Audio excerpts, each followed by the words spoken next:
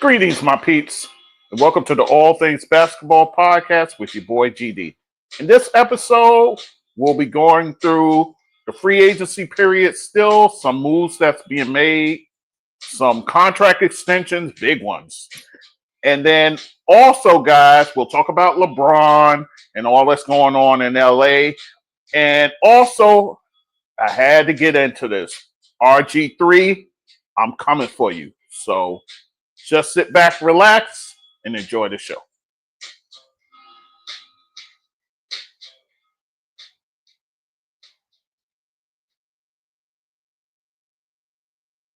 Okay, guys, it's your boy GD back with the All Things Basketball with GD podcast. And guys, we are in the midst of the summer. So, a lot is happening off season as far as moves, some contract extensions, and all those things. So, we will get into it all. So, a lot that's happening, a lot of moving and shaking. But of course, your boy GD is all over it. So, with that said, let us not delay any further. Let's get right into it. And what I'll do, guys, I'll do it as of July 2nd, because I think that's where I left off as far as the free agency goes. So we'll cover that, and then we'll go through the dates and so forth. And also, like I said in the intro, LeBron James, there's a lot happening in LA, a lot of unsettling situations there. So we'll talk about that. And then, of course, clout seeking Robert Griffin III is back at it again, attacking Angel Reese. And boy, I got some smoke for him. So with that said, let's get into it. So as of July 2nd, guys, Frank Vogel, we all remember him, guys. He coached the LA Lakers, and they got the bubble chip with him at the helm as coach. He is now going to become the lead assistant coach under Jason Kidd. Mind you, he's still getting his money from Phoenix when they hired him and then gave him the axe. So he's getting his money every which way from Sunday. So Frank Vogel to be the lead assistant coach under Jason Kidd. So this is a great opportunity for Frank Vogel. He's a guy who's been around, whether it be Indiana, like I said, the Lakers, Phoenix Suns. Now he lands in Dallas in a prime situation there. So nice soft landing spot for Frank Vogel. So there you go. That's happened on July 2nd. July 3rd, speaking of Dallas made it known that they would be only interested in LeBron James if he were to get bought out by the Lakers. In other words, they're saying, look, we're not going to give up pieces just to get LeBron James, who's on a 1-year contract. We're not doing that.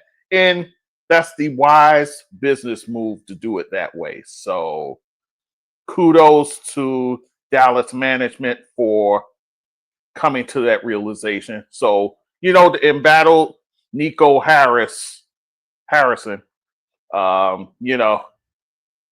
everybody likes to attack him, but it seems like he's been making the right moves since that debacle of the Luka trade. So this is the smart play. Of course, you have to see how everything transpires. Of course, Kyrie coming back from that knee injury. Cooper Flag, who's playing in the summer league and doing nicely, by the way. And also Anthony Davis, who is getting the eye surgery in the off season. So he'll be good to go. Should be good to go by training camp. So they're doing all the right things right now. So again, if they were to add LeBron, it would only be after he's bought out. which, well, I'll talk about LeBron in a little while. So there you go with that situation. And speaking of the Lakers do re-sign Jaxson Hayes to a 1-year deal. So Jaxson Hayes is back in the fold for 1 year, guys. So now you have, as I reported, DeAndre Ayton, and you also have a Jaxson Hayes there. So you got 2 centers there, and we'll see what happens with that. And then for Houston, they waived Jock Landale. So Jock Landale, remember, he came along with Dylan Brooks, along with Fred VanVleet. They all came in that offseason there. Now he gets waived because now they have a bevy of centers over there. So he gets waived, and they're doing it before his contract becomes guaranteed. So they did it before July 7th. So this frees them of having Jock's money on the books. So that frees them up. So we'll see where Jock lands. I'll talk about that in a minute. And then on July 4th, fireworks in Orlando, guys. Mo Wagner, he resigns with the Magic, 1 year at $5 million.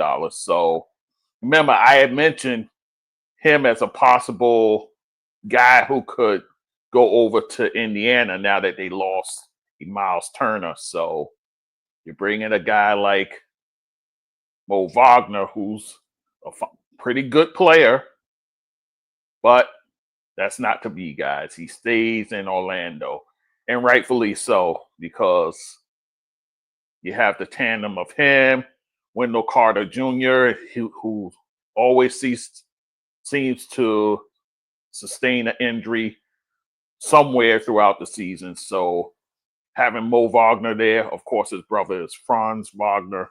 So the familiarity, that's the important thing, especially for an up-and-coming Magic team. So he stays. Moving to July 5th, Memphis. Now they signed Jock Landale. So he gets waived, and not even a couple of days, well, actually a couple of days later, he lands with the Memphis Grizzlies. And in doing so, they trade Jay Huff, a center that they had. They trade him to Indiana for a 2nd-round pick and then a 2nd-round pick swap in the future. So Jay Huff, so he lands over in Indiana. Now, where he falls on the scale in terms of their centers go, we'll see. But Jay Huff going from Memphis to Indiana to play for the Pacers. So let us move on. July 6th, guys, the Houston Rockets. The Kevin Durant deal gets finalized, guys, and it involves a NBA record. 7 teams are involved, guys. Of course, you know, Houston and Phoenix are involved, obviously. Also incorporated in that, the Brooklyn Nets, the Golden State Warriors, the Atlanta Hawks, the LA Lakers, and the Minnesota Timberwolves, all tied into that deal. So the particulars you can read about online, but they're all tied into the KD deal. So so nice going for Houston getting Kevin Durant with all the said and done. So there you go.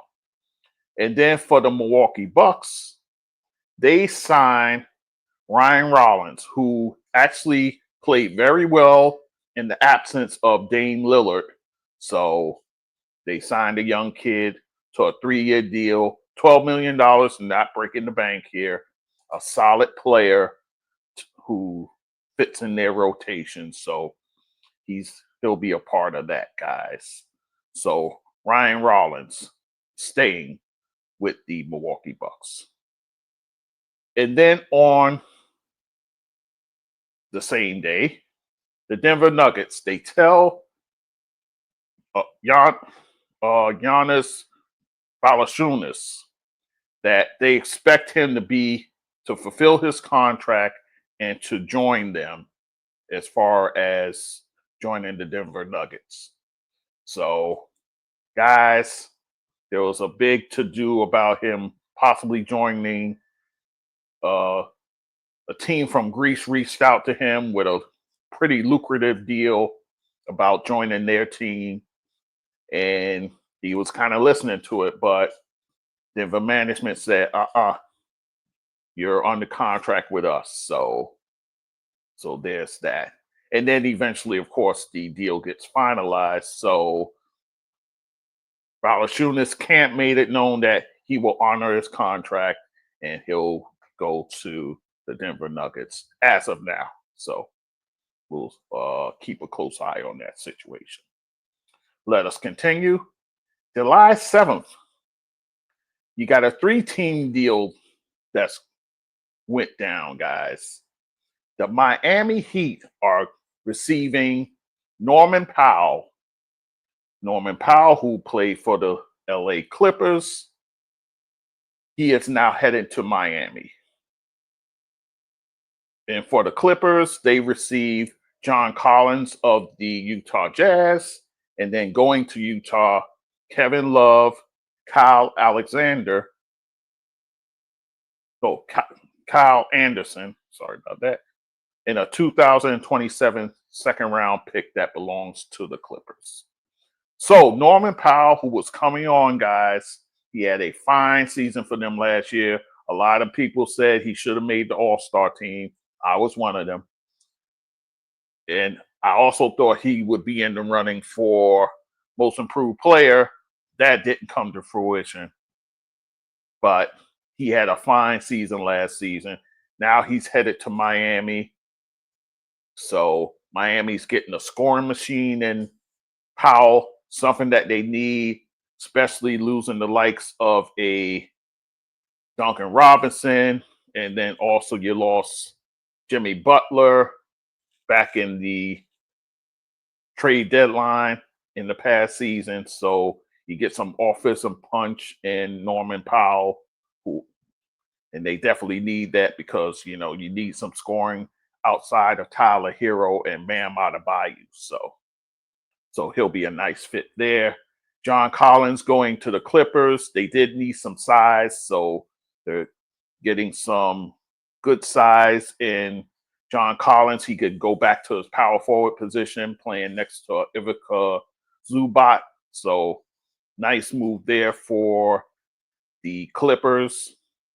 And then Utah, I think they're just going to end up buying out Kevin Love. I think that's going to end up being the situation there. So we'll keep an eye on that. That's for sure. So that's your 3-team deal, guys. Also, the Jrue Holiday for Anfernee Simons deal that becomes official, guys. Only caveat is it's minus the two second-round picks that were heading to Boston. That's no longer the case, guys. So that's not happening as far as that deal goes. But so basically, it's a straight-up deal. Jrue Holiday for Anfernee Simons, pretty much when all is said and done. So let us move on. Also that day, Kyle Lowry, he signs another 1-year deal to remain with the Philadelphia 76ers. At this point, he's just riding it out, guys. Of course, he's a valued veteran for that team, but he's staying put with the Sixers. And then Orlando, they give contract extension to Paolo Banchero. So he gets the rookie max, guys. 5 years, $287 million. Good gracious. Yeah, so they break the bank for Paolo Banchero. He's already been an all-star, guys. He's one of the key cogs over there, the key pieces for them as they move towards the future. So Paolo Banchero getting huge money, guys, the rookie max. So kudos to Banchero and the Orlando Magic. Let us move to July 8th. July 8th, a trade goes down, guys. Kelly Olynyk, remember he came over in the deal for Jordan Poole, him and CJ McCollum. Now he's being moved on to the San Antonio Spurs. So he'll be headed to the Spurs guy, Kelly Olynyk. And then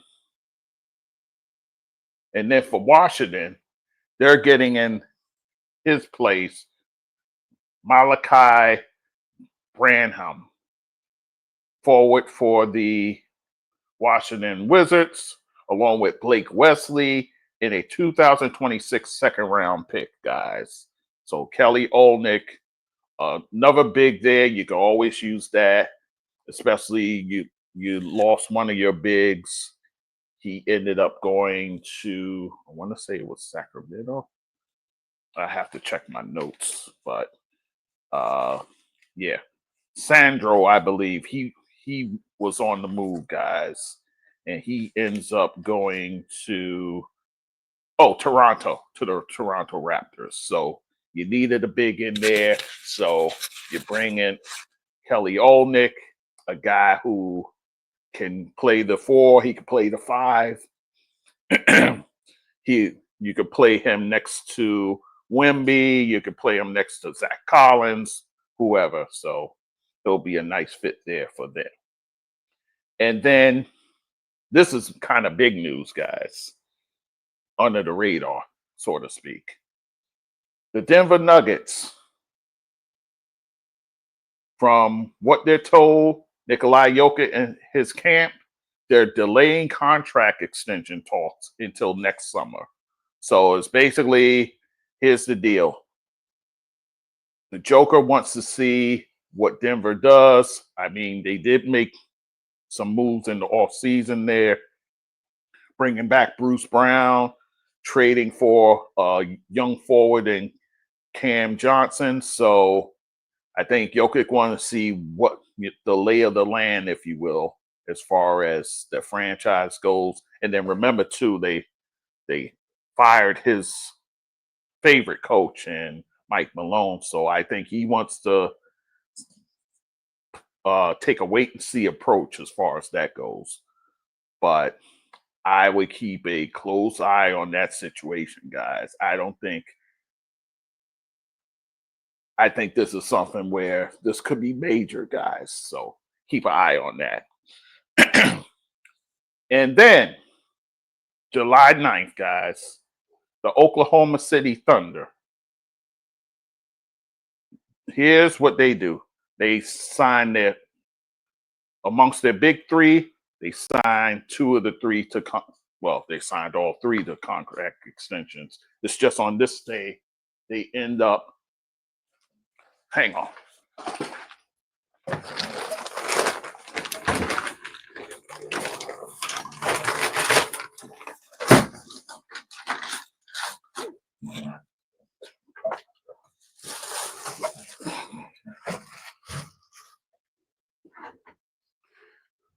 Sorry about that, guys. So they end up signing Chet Holmgren, 5 years, and possibly reaching $250 million.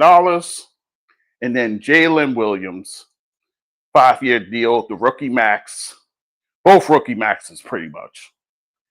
5 years, $287 million. So between these two and Shai Gilgeous-Alexander, remember he signed his deal. Between the 3, $822 million for the next 4 to 5 years. That's major loot, guys. Major loot. So some people say, I heard Rob Parker say this on Odd Couple, you can't really tie that kind of money in with just 3 guys. I understand what he's talking about, especially with this salary cap. You don't want to hit the aprons and all that kind of stuff. So there you have that. So we'll see what's what with that. But hey, to the victor goes the spoils. So you want to sign your guys. You want to make sure everything's good in that regard. So definitely kudos to them for getting that done. So let us continue. The Phoenix Suns, they go and they give a contract extension to Devin Booker. Two-year extension at $145 million, guys. So we're talking almost $73 million a year, guys. Gracious. And begs the question, who's going to be the guy who ends up getting the $1 million a game contract, $82 million? We'll see. Could it be a guy like the Joker? Because remember, he's still talking about contract extension. You know, Denver is at least. So we'll see what happens there. But we could come to that sooner than later, guys. We'll see. So nonetheless, let us move on. The San Antonio Spurs, they give a 1-year contract to Jordan McLaughlin, a guard. So 1 year, $3 million. So you take that, you know, you can't argue with that. So that's a fine deal in that regard for the young guard. Let us move on. July 10th, the New Orleans Pelicans, guys. Herb Jones, they commit to him, guys, a 3-year extension at $68 million, guys. So they're rewarding Herb Williams with this contract. Not Herb Williams. Oh my gosh, I'm thinking of my Knicks. Herb Jones, a solid forward.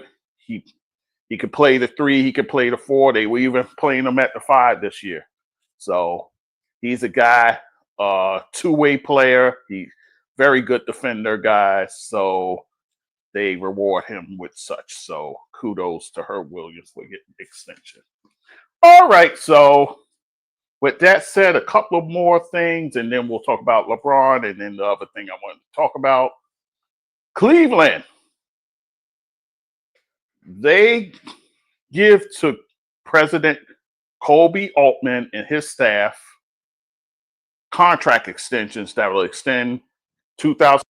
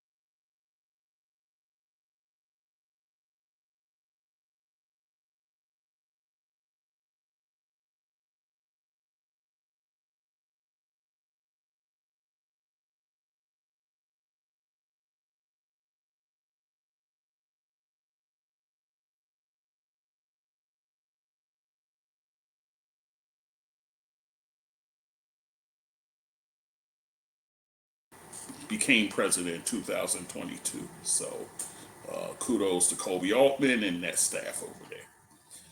And then Memphis, they're going to buy out Cole Anthony, guys. So Cole Anthony, who came over in the Desmond Bain deal, now is going to get bought out. And with the buyout he gets, he could he's looking to join the Milwaukee Bucks. And that's a nice landing spot for him, given that they release Damian Lillard. So this could be a nice spot for him. So, all right, guys. So with that said, that's done with that part. Let's talk about LeBron James. As we know, guys, LeBron James, he went and signed the contract extension, $52.6 million. We all know about that, right? But he went to Summer League, guys, and he of course, he went to watch Bronny play. So he goes there, and I believe it was Dave McMenamin, someone from ESPN wanted to talk on camera. He was like, I ain't got nothing to talk about, basically. So, he wanted to talk about the Lakers offseason. He wanted to talk about it. So it seems like it's a bit of animus, if you will. I was talking to a friend of the show about it, D, today. He's like, yeah, what can he say? And he has a good point. I mean, what's done is done. Only thing I'll say is it's looking like this is probably the last go-round as far as LeBron being in LA. I think this could be it for him. Now, you have folks that out there saying, since we, I believe I reported on it, the Lakers sold their franchise. Jeannie Buss sold the team. So from what I heard, LeBron had no clue about the sale, but you know who knew about it? Luka Doncic did. So it seems like if there's a changing of the guard, if you will, from LeBron's team to Luka's team. So with that said, will LeBron make it through his contract in LA? Will he play out the entire season with LA? A lot of rumblings, guys. I heard 4 possible destinations. I talked about Dallas, but Dallas made it clear, as I told you, they're not doing anything in terms of a trade. A buyout, they're all for that. But in terms of trade, that's not going to happen. So that narrows it down to 3 teams. New York Knicks, who I don't see it, to be honest with you. I don't see the Knicks, this would be a typical Knick move if you had kind of your the kind of GMs and front office folks we've had in the past, but with Leon Rose in there, it seems like he's making prudent moves here. So to make that deal, I don't see him doing that, to bring in a LeBron. And here's the thing that I don't think people realize. If you're trading for LeBron, I think in essence you're trading for Bronny as well. So bear that in mind. So would the Knicks want to be subject to that? I understand. I get it. Everybody's saying now, oh, Mike Brown is here. LeBron played for him in Cleveland. That was a different LeBron. And, oh, by the way, that was a different Mike Brown. Far removed from the Mike Brown we know now, who's gone and sat under Steve Kerr. And he's assisted with him in getting championships over there. Also, you saw him with Sacramento and what he did over there. So that's a different Mike Brown and a different LeBron James. So to say that's a fait accompli, being that Mike Brown is the coach of the Knicks, now LeBron will be here, I don't see that. So I don't see the Knicks as a viable option. Which leaves us with 2 teams. The Golden State Warriors and the LA Clippers. Now, what would it take in terms of LA getting him? Would they do it for Kawhi? Maybe you do it for Kawhi. I don't know. Does the Lakers want to deal with, as far as Kawhi goes? He'll still be in LA, which he'll like, but it's always the injury bug that you have to worry about with Kawhi. So, do they want to deal with that? Don't know, be honest with you. And you probably have to add another piece as well. So, maybe. But Golden State is intriguing. And somebody put together a trade possibility. LeBron and Bronny going to Golden State. And in exchange, you get Jonathan Kuminga and Jimmy Butler. I said,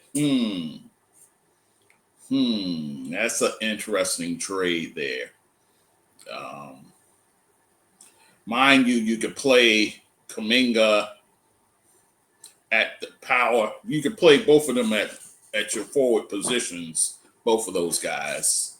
Kuminga at power, Jimmy Butler at small forward.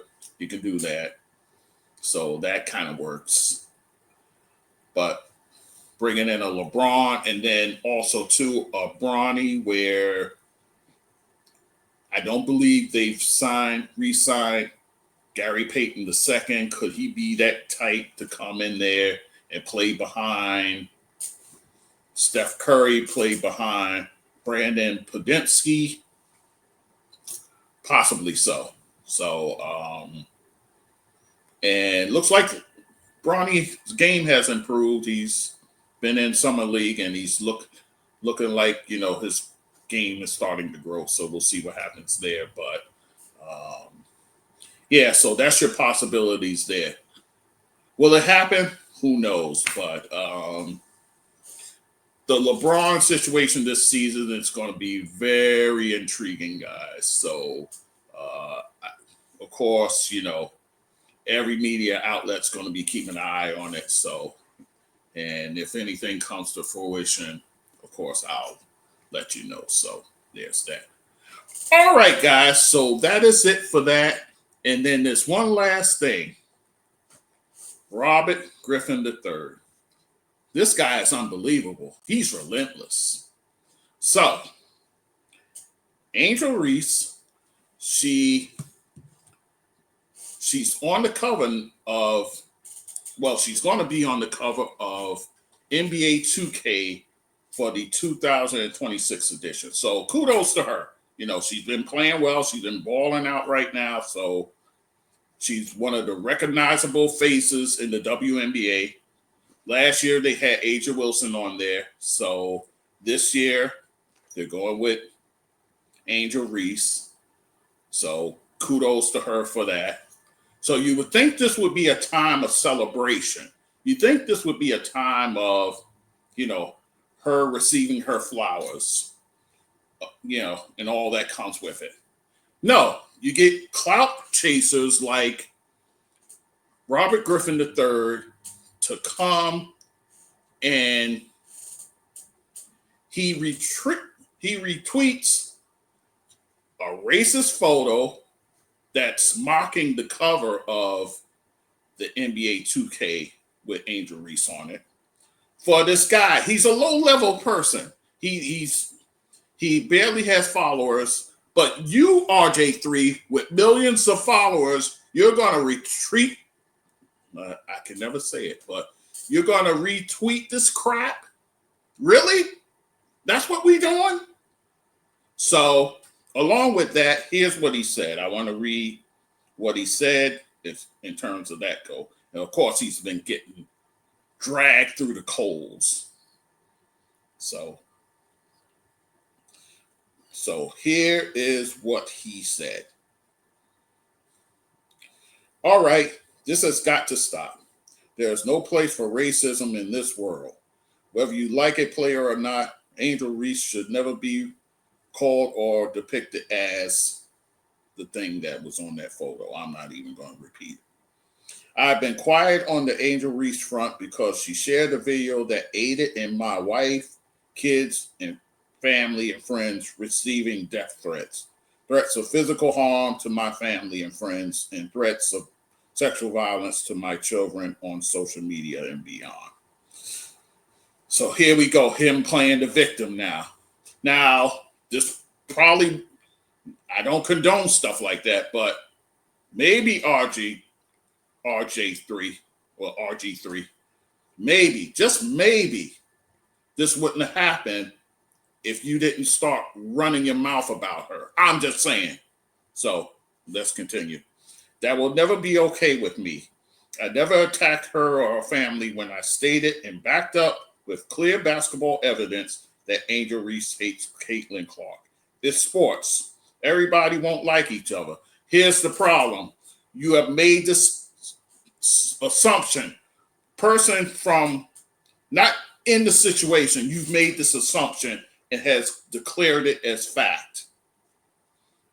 I'll continue.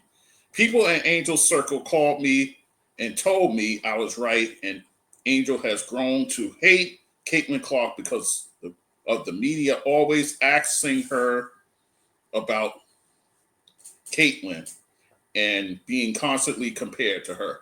Let me stop you there. Here's where you're lying. This is the same thing that, and I think I played it, if I'm not mistaken. Jamel Hill said those words there. Yes, I did play it on this show when I was talking about Caitlin Clark and the voting and all that stuff. Jamel Hill said this very same thing. You did not speak to somebody in their circle. You got this from Jamel Hill. You're lying. You're lying. So you need to cut it. So let me continue. Some people made it about race, but I never did and never will. Here we go. Because you don't see color, right? RG3, miss me with that. Instead of becoming the villain in any story, I decided to just not. With all that being said, Angel Reese or any man, black man or woman should never be called or depicted as the thing, ever. Stop it. If you hate Angel Reese because she's black, you are the problem. If you hate Angel Reese because you're a Caitlin Clark fan, don't turn it racial. There's no space for racism in this world. Oh, all of a sudden you want to bring a kumbaya nature to the end of this. You're phony, you're weak, you're a sucker. You is a sucker, man. So there's that. So, of course, there's going to be responses. Angel Reese says, she claps back, lying on this app when everybody knows the first and last name of everybody in my circle for clout is nasty work. So, again, I know it's a lie. He didn't talk to anybody in his circle. He don't have that kind of clout. He don't have it. So what are you even talking about? Again, you got that from Jamel Hill was asked about it, and that's what she mentioned. That's where you got it from. So you're lying. Let's continue. And then this is Angel Reese's mom. Man, stop the cap. My daughter's circle is so small and tight, so I'd be interested to know who called you. Whomever you say called you is not in her circle to speak on her feelings towards a media/fandom made up beef. Just stay on that side because the doors are closed over here. That's Angel Reese's mom having to check you. This is where we at, guys. This is where we at this point. So you're up here lying, talking all this nonsense, talking all this crap about Angel. So, guys, let me play for you. Because remember, when he first went this route, you heard from Ryan Clark and he had to check him. And then he eventually, because Stephen A. opened his mouth to the situation, Ryan Clark apologized. But, which I didn't think he should apologize for it, because it turns out what he said was on the money. By the way, shout out to Rob Parker. You know, I talk about him all the time. I beef with his takes and stuff. But he was right all along back in 2012 when on ESPN, on the First Take, he called RG3 a cornball brother. And it all stemmed from someone saying that he could become the best black quarterback ever. He was like, whoa. Don't put the label black on there. So from there, Rob called him out. He paid a heavy price for it because his contract wasn't renewed with ESPN. Of course, he lands on his feet with Fox, and everything's good for him going down the road of his career. So shout out to Rob Parker for being the only guy to stand on business in 2012 about that moist, soft punk Robert Griffin III. So shout out to Rob Parker. You had it right, my brother. So here is Ryan Clark on this latest nonsense with RG3. RG3 seems to have this strange fascination with Angel Reese, or connection to the spotlight and attention that it brings, or who it brings those things from. I know now I don't get to speak on someone else's black experience or call something self-hate when I don't know how you truly connect to the community or the culture, or I can't assume that you see yourself in the thing that you push back against. But this one should have been easy. Angel Reese, this young, beautiful, talented, hardworking, successful black woman who is on an absolute tear in the WNBA, who has an opportunity now to unveil her own shoe, is depicted as a monkey in this graphic. A graphic I only saw on his page. So now his millions of followers can see this, and it should be easy to defend her against such deplorable hate and racism and bigotry and evil. But he couldn't do that. He had to make himself both the victim and the hero of this story. He had to mention that Angel Reese did something to him instead of acknowledging what he initially did to her. He had to be the champion again for Caitlin Clark, I guess against the young, angry black woman, by lying on her and her inner circle. So now Angel Reese, who should be in a celebration and trying to ignore the noise of all the evil and attacks that she feels every single day, has to come out along with her mother to shut down these lies and accusations from RG3. This should have been a situation where he comes out as human and says, we have to stop this.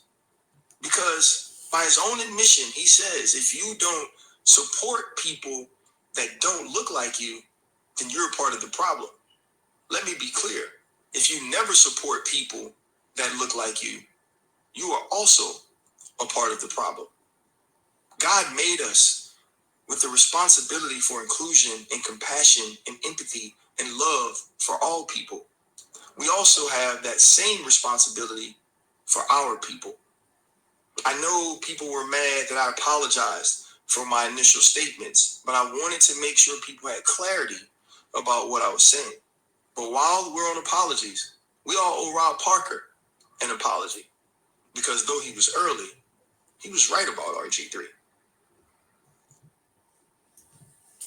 So, hand clap to Ryan Clark. This time, don't apologize, brother. You was on point with that. So, I'll just end by saying this.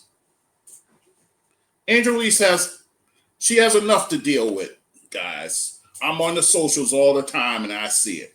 She has enough to deal with it. And heaven knows I go to bat to combat these, I call them panty waist mama boys.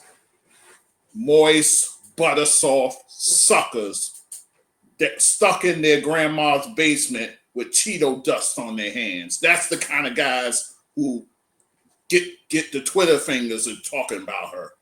Guys who they couldn't step on a curb without having to catch their breath. That's how unathletic they are.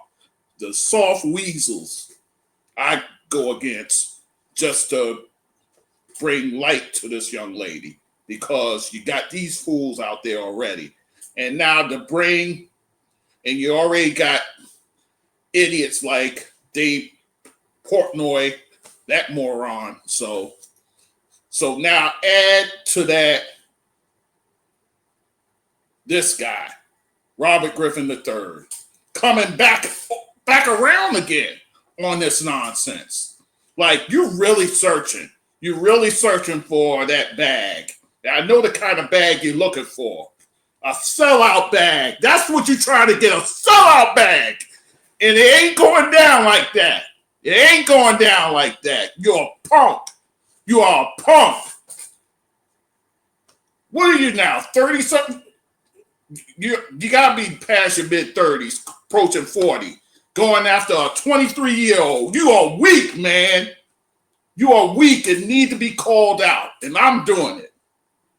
Straight up. So that's all I'm going to say on that. I'm not giving him too much more bandwidth, but you're weak, man. You are weak. Trying to get that bag, but that bag ain't coming. It ain't going to come. I know you wanting it. It ain't going to come. It ain't going to come for you. When you do wrong like this, it don't come to you like that. So that's all I'm going to say with that. So, all right, guys. So I thank you for listening. As always, I had to get that off my chest, guys. It was just burning my soul that this was happening to this young lady because of idiots like RG3. So, all right, guys. Thank you for listening. All things basketball with GD.com is the website. There you'll find all the shows, full episodes, clips, all the things. Guys, I'm on YouTube, LinkedIn. Also, guys, I'm on socials as far as Instagram, TikTok, some Facebook, some Blue Sky. And then also, guys, podcast platforms, I'm on all of them. Support this show, guys. Support this show. I have a donate page. Actually, believe it's on the main page. All my donate buttons, PayPal, buy me a coffee, Spotify donate. Also, my Cash App, $GD, that's Sports Stew. Again, $GD, that's Sports Stew. Guys, you see me rocking the Wu-Tang. They're on tour in the tri-state area, and I'm going to see the Wu. So I'll be ready. I'll be in the place. So I'm ready. All right, guys. So I thank you for listening. As always, your listenership is so important to what we do here. I thought I'd do a little different background and all the things, but I thank you for listening, guys, as always. And we'll talk soon. Take care.